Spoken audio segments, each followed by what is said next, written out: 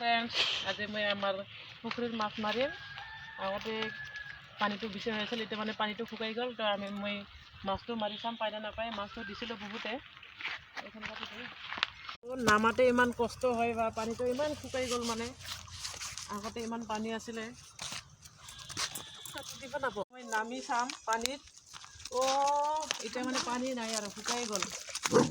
মাছটো পাই নে নাপায় মাৰি চাওঁ ৰ।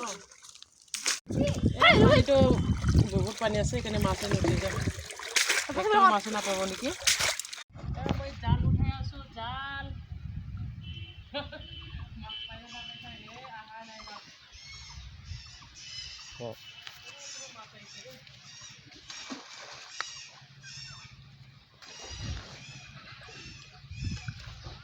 এয়া হ'ল পুখুৰীৰ মাছ মাৰি আনিলোঁ।